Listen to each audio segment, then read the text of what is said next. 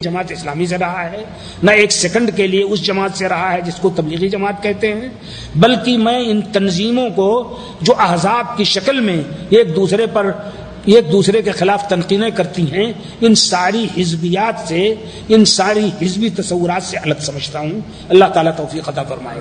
جہاں تک جماعت اسلامی کے افکار و خیالات پر تبصرے کا تعلق ہے، ایک بڑی مشکل ان لوگوں کے ہر جگہ ہے۔ ابھی ان کے ایک مصنف نے جامعۃ الفلاح میں جو مدرس ہے، اس نے ایک کتاب لکھی جس میں رجم کا جو متفقہ مسئلہ ہے، زانی، شادی شدہ زانی کے رجم کا، اس کا انکار کیا۔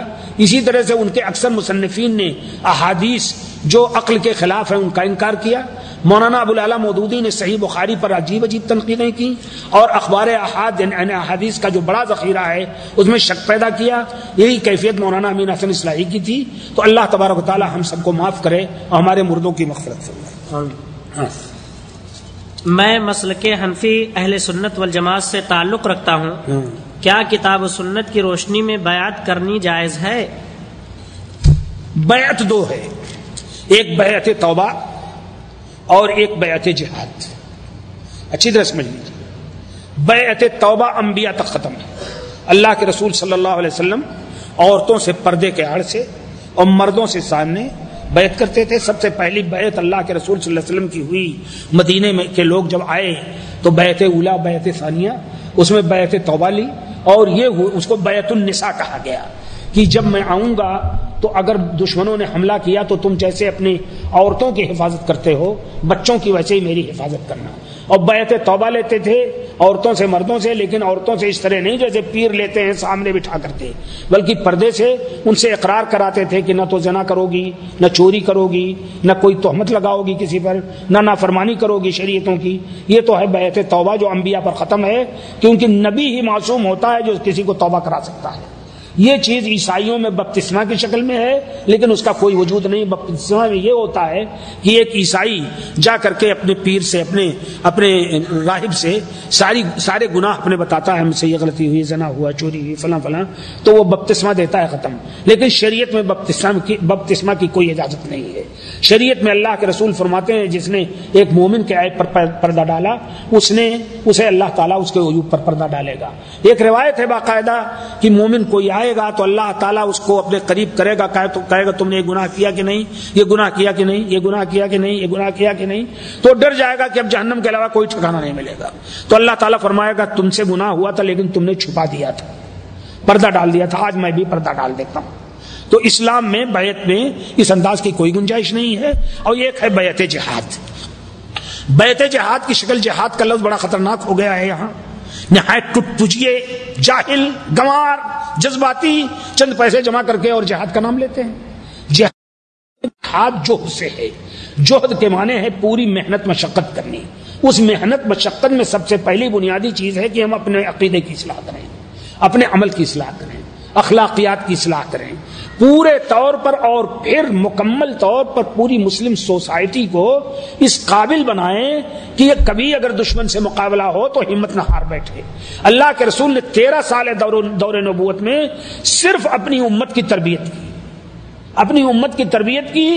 جب سمیہ کو قتل کیا مشرکین نے، اور جب یاسر کو قتل کیا، تو اللہ کے رسول نے فرمایا صبرن یا آل یاسر، صبر کرو یا یاسر کی اولاد، ہماری اور تمہاری ملاقات حوض کوثر پر ہوگی۔ انتقام نہیں لیا۔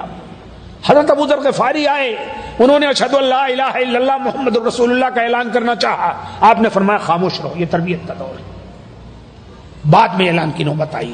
تو پورا 23 سالہ دور نبوت تربیت کا دور ہے۔ ہماری زندگی 23 سالہ دور نبوت سے زیادہ مناسب مشابہ ہے مکی زندگی سے۔ اس لیے ہمیں اپنے بچوں کی، بچیوں کی، عورتوں کی، بھائیوں کی، مسلمانوں کی صحیح تربیت کرنی چاہیے۔ اور جب وہ اس قابل ہو جائیں کہ ان کی کھال بھی کوئی ادھیڑ لے تو بھی ایمان نہ چھوڑیں، تو بھی ایمان نہ چھوڑیں، تب اس کے بعد موقع آتا ہے اور امام منتخب ہو جائے، جو امام پوری خوبیاں، پوری صلاحیتیں ہوں، تب تو جہاد بالسیف کی نوبت آتی ہے، آخری درجہ ہے۔ آپ پرائمری نہ پڑھیں، میڈل نہ پڑھیں، +2 نہ پڑھیں، BA نہ پڑھیں، MA نہ کریں، اور ایک بیگ PhD کر ڈالیں۔ الف بے کچھ نہ آئے، ABCD کچھ نہ آئے، اور ایک بیگ آپ PhD میں داخلہ لے لیں۔ تو یہ جہاد دین کے دعوت کے بنیاد کی آخری کلاس ہے. جب تک ساری کلاسیں پہلے کی طے نہ کر لے تب تک اس کی ہر کے لیے تم دنیا میں کرنے کا سبب بن رہے ہیں. جن لوگوں کی غلطی کی وجہ سے جیسے نام پسند کو دین قرار کر رہے دشمن، اللہ تعالیٰ ان کو بچائے ان چیزوں سے. اور کوئی چیز بیعت، ہاں تو بیعت دوسری بیعت جہاد ہے. اب اس کے علاوہ صوفی کی بیعت، ہمارے بھائی جنہوں نے لکھا ہے اپنے آپ کو کہ میں اہل سنت والجماعت مسلک حنفی اہل سنت والجماعت سے تعلق رکھتا ہوں. اصل میں مشکل یہ ہے ہم لوگ جو عربی نہیں جانتے ہیں، جن کے پاس کتاب و سنت کی تعلیم نہیں ہے، وہ سمجھتے نہیں ہیں کہ اہل سنت والجماعت کیا ہے. اہل سنت والجماعت نام ہے ان لوگوں کا جو اللہ کے رسول کی سنت، حدیث اور اسوہ آنے کے بعد کوئی بھی کام کرتے ہیں اس کو چھوڑ دیں فوراً، چاہے چھوٹا مسئلہ ہو یا بڑا. اور جماعت صحابہ کا جو طریقہ تھا، الجماعت سے مراد آج کی جماعت نہیں ہے، یہ پورے طور پر حوثائیوں کی جماعت کے صاحب اکٹھا بیٹھ گئے، اتنے لوگ اکٹھا تو بازار میں بھی بیٹھتے ہیں، دیکھیے کس کس مقصد کے لیے تحت جاتے ہیں. جماعت اور ازدحام میں فرق ہے، آپ سمجھ لیجئے. ازدحام بھیڑ کو کہتے ہیں، آپ بازار میں جاتے ہیں، میلے میں جاتے ہیں، اور وہاں میلے میں جا کر کے آپ کوئی مچھلی خریدنا چاہتا ہے، کوئی گوشت، کوئی پیاز، کوئی ترکاری، کوئی ملاقات کرنا چاہتا ہے، کوئی نظر لڑانا جانتا ہے، کچھ اس طرح سب لوگ ازدحام. اور جماعت جیسے حج کی جماعت ہے، جو لوگ جاتے ہیں احرام باندھ کر عمرہ کرتے ہیں، مزدلفہ میں جاتے ہیں، مینا میں جاتے ہیں، پھر اس کے بعد عرفہ میں جاتے ہیں، یعنی ایک مقصد کے تحت اکٹھا ہو جانا.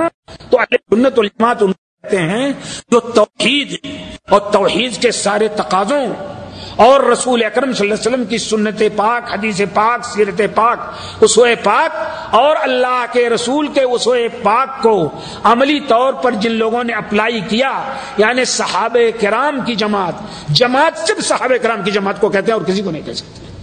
ان کے جو لوگ پورے طور پر متبع ہوں وہ اہل سنت والجماعت ہیں. اب جب وہ ہیں تو آپ کیسے اپنے آپ کو پھر حنفی کہتے ہیں، شافعی کہتے ہیں، مالکی کہتے ہیں، حنبلی کہتے ہیں؟ کیسے اہل سنت والجماعت ہو گئے؟ تو اس کا مطلب یہ ہے کہ حدیث رسول، سنت رسول، اسوہ رسول اور صحابہ کرام کے پورے طور طریقے کو، اور صحابہ کرام کے طور طریقے کا یہ حال ہے کہ حضرت عبداللہ بن عمر کے پاس کچھ لوگ آئے اور کہا حج تمتع کے بارے میں کیا رائے ہے آپ کی؟ تو عبداللہ بن عمر نے کہا کہ اللہ کے رسول صلی اللہ علیہ وسلم نے حج تمتع کی اجازت دی ہے اور اس کو افضل فرمایا ہے. تو کہا اور آپ کے باپ تو منع کرتے تھے.